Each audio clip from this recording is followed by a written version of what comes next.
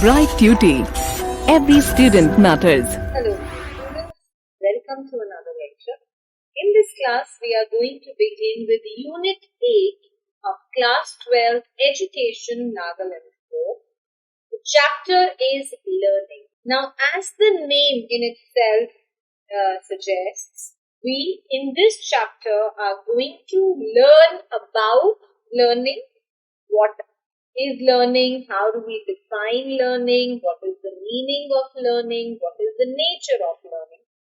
And most importantly, we are going to learn about the 4 major theories given in the field of learning by 4 very famous psychologists. We are going to then learn how effective their theories are and how do their theories apply in the field of education. So this is what we shall be learning by the end of this chapter. So without much ado, let us start with the chapter now. Now, as I told you, the first thing that we need to understand is what is the meaning of learning. Now, we all know obviously that, when you are born, there are only a limited number of things that you can do, right? When a child, let us talk about a child who's just 1 year of age. The child might just be able to sit and walk and maybe just create some sound and end up saying, mama or daddy or whatsoever. As the child grows older, there are new things which are added to the bag of the child. There are new things that the child learns, right?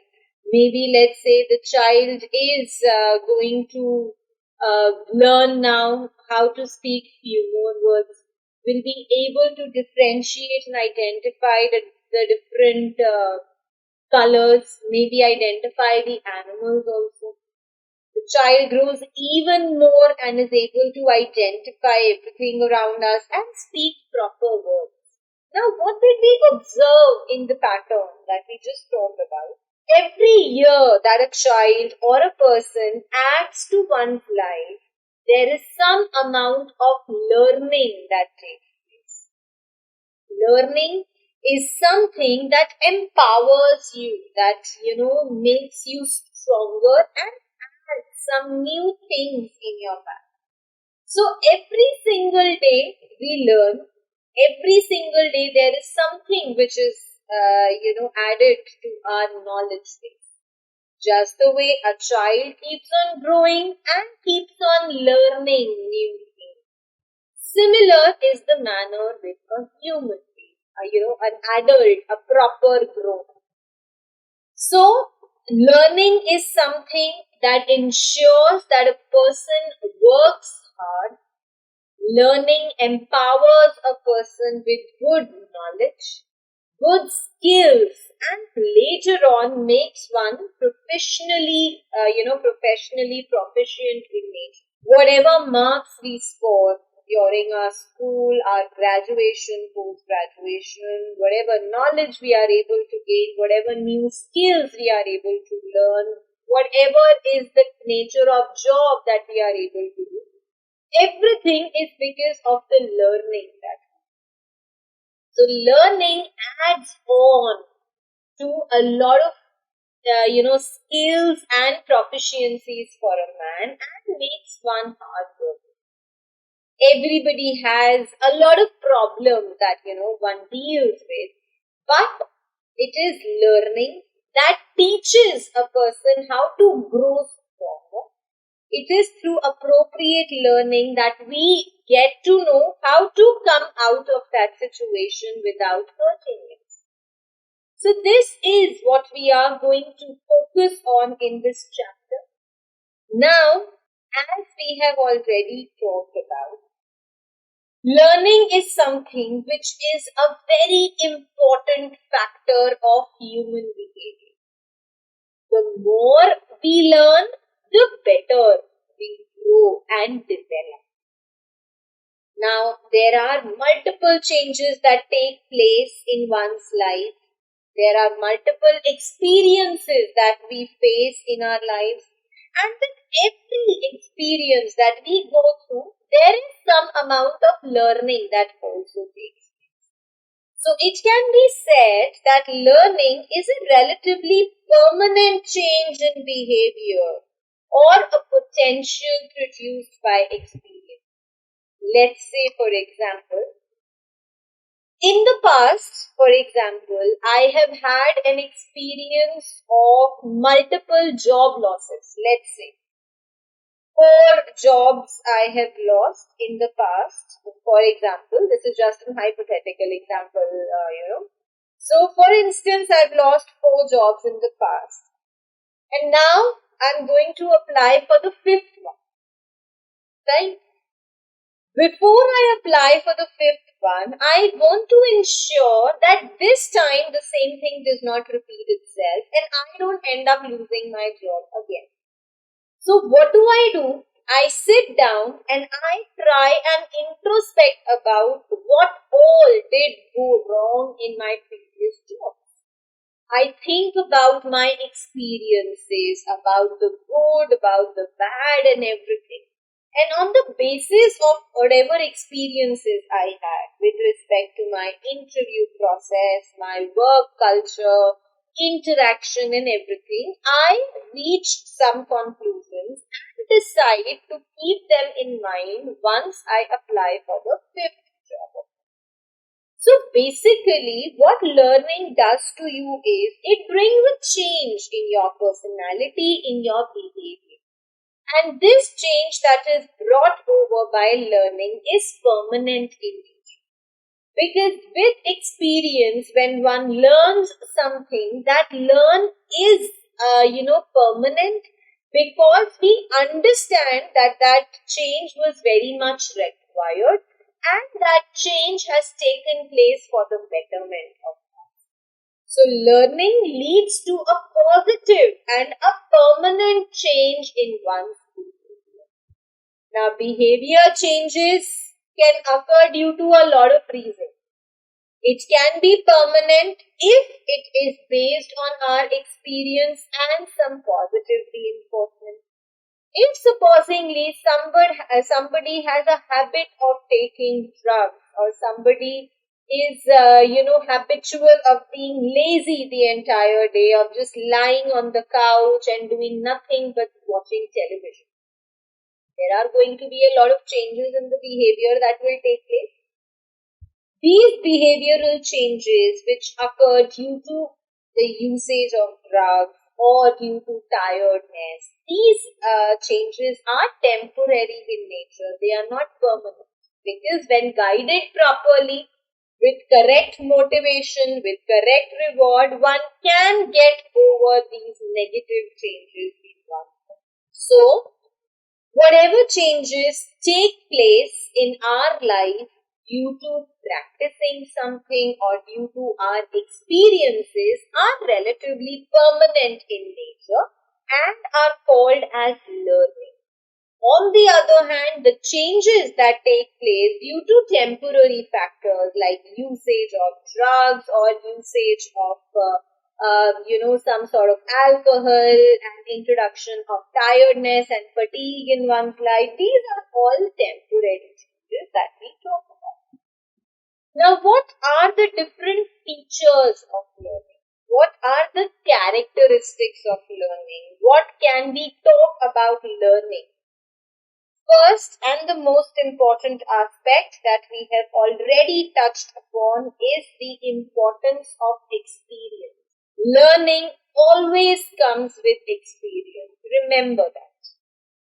You will experience something in your life. There will be multiple occasions which will expose you to something good or something bad. What you learn after your experiences is something which is permanent in nature. Let's say, for example, if I talk about a routine, let's say, that we have followed and we have formed because of doing something repeatedly. As it has been stated in your book, you live in a hostel. Every time at 5, you know that a bell will ring and the ringing of the bell indicates that your dinner is ready or your evening snacks are ready. Okay, so the ringing of bell at 5 indicates that some evening snacks are ready. When this keeps on repeating every day, what will happen? You will learn yourself. Even when the bell will not ring at 5, you know that at 5 you have to go down to the mess for your evening snacks. So what is this? This was a learning that you took place, something that came to you from a habit, from the formation of a habit. So at times there may be a sequence of things that add an experience and a learning in your life. On the other hand, at times a single experience also ends up teaching you a lot. For example, a little child was playing with a matchstick, and the moment he lit the matchstick, he burned his finger and he understood that it is harmful and he should not play with it. Similarly, a child was running down the stairs, or we've seen the children who like to play on the railing of the stairs. So for the first time, the child, experimented with something like that and fell down. And from the very first moment after he fell down, he understood that what he did was not a good thing and that he should not repeat it, or else he is going to end up hurting himself. So basically, there are a few experiences that add to your bag after multiple times. So when there is something that takes place regularly, you form a habit and then you learn out of it. On the other hand, there are at times single experiences also that can lead you to learn. For example, lighting of a matchstick or not, playing on the railing of the stair. So basically, experiences can either take place in a sequence and end up teaching you something, or they can be single experiences as well. The next feature of learning is your behavior. As I told you, there are a few temporary behavioral changes, that may lead to permanent learning as well.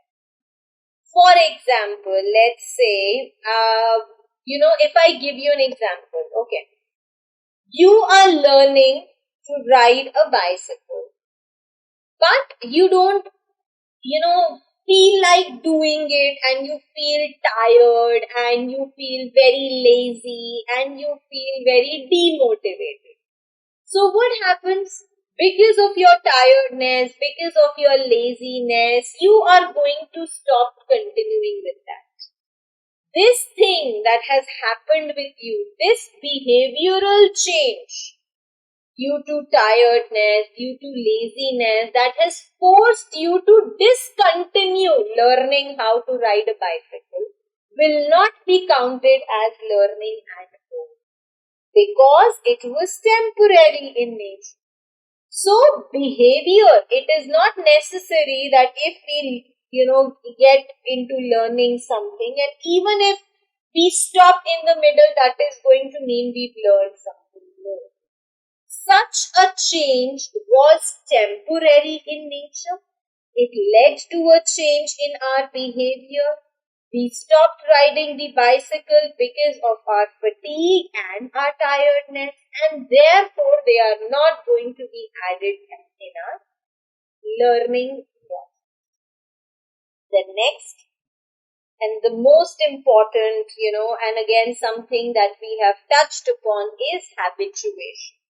Habituation is derived from the word habit. There are so many things which you develop, there are so many learnings that fall on you because of a habit. Very interesting example is given in your book to validate it. There is a wedding in your colony and there is DJ which is playing sounds at a very loud volume, something that we all know. So in the beginning, that noise of the DJ, was actually disturbing you a lot. And then what happened? Gradually you understood that this is not going to stop. They are going to continue to dance and continue to play the song. So what will happen? The effect of that noise will keep on getting lesser and lesser with each passing moment. The first moment when that DJ was being played, it bothered you a lot, it disturbed you a lot, it annoyed you. But then when it did not stop, and let's say in an hour you understood that this sound is going to come, you got into a habit of listening to it, and somehow that did not bother you at all. The reflexes, the impact of that song continued to become weak and weak and weak, and there would be a time when you would actually sleep also in the midst of that noise. I think we all have done it. Imagine some religious ceremony taking place in your vicinity. Again, in your home also, let us not even talk about our neighborhood. In our house only we have hosted some religious ceremony and it continued till 3 or 4 in the morning. Imagine yourself feeling sleepy at 2. First you thought that the sound was bothering you. It was very annoying, very noisy and everything. But gradually what happened? You became accustomed to it and you fell asleep. So what happened was you got so much exposed to that noise that it became a habit, and this also is not going to be counted as learning. This does not mean we have learned to sleep even when there is a loud sound. No, this was just for that particular day, for that one moment, for that one incident when the exposure to that noise had made you fall asleep. This is not permanent. This is not something that will always continue to do. So this is the third feature of learning. The next is inference. Now, what do we first understand by inference? Let me give you an example to understand what is the meaning of inference. I gave homework to my kids. Okay? The children who the next day were very confident in the class and were giving the answers very well. Let's say all the children showed me their notebook that they have done the work. But when revising that topic, only a few could answer without looking at their notebooks. This made the teacher infer that the students who were answering had actually done the homework on their own, while the others had probably copied it from the books or had taken somebody's help. So, inference means to understand something by the end of a process. So, there are a lot of things that will take place, and at the end of those sequential things, what is it that you have understood is what we mean by inference. Now, what are the things that if we talk about inference, if we talk about learning through inference, if I want to consider that how will the things move in a sequence if I want to know whether a person has inferred something or not. First, here I am not talking about the example of the book, we'll discuss that later. If, as I gave you the example of that, the homework which I gave to the students, I first gave the homework to the students. I discussed the homework. I gave them the homework. Next day, I checked their notebooks. I took a recapitulation of the book. And after the recapitulation was done, I got to know who all had actually learned and who all had only copied or taken the help from somebody else. So it is after a process of events that you can understand whether learning has taken place or not. In your book has been given an example of understanding how a list of words is learned, They gave an example that somebody was given some words that they could add to their vocabulary bag. So first, they tested how much the person knew before giving them new words. Second, the new words were offered to them. Third, during this time, the list of words were given to them. The person learned them. The person acquired new information and knowledge from those words. And at the end, those people who had actually ended up learning those words had learned something, had added something to their vocabulary. So for them, the learning did take place. For them, the learning continued. So inference is something that cannot be judged by you at the moment. Rather, it is after a series of events that you will be able to infer whether learning has taken place. Now, the next feature, okay, like it says, again, since we are going by the example of the book, now there were few words that the person knew earlier and now new words have been added to the vocabulary, so that means the learning did take place, as I have already told you. Now we have to remember that learning is an inferred process. Inferred process means learning will take place gradually. I cannot get a book in my hands. Just by holding a book in my hand, I cannot learn. No. There is an entire series of events that I will have to go through to, be validated as being a learner. I will have to open the book in the first place. I will have to go through whatever chapter I have to read. I have to understand that chapter. I have to revise that chapter, attempt the back exercises, give, let's say, an assessment of that chapter. And then I can consider that my learning has taken place. But how did I perform at the end of this assessment test? That does not define my learning. My performance is not going to decide how much I have learned or not.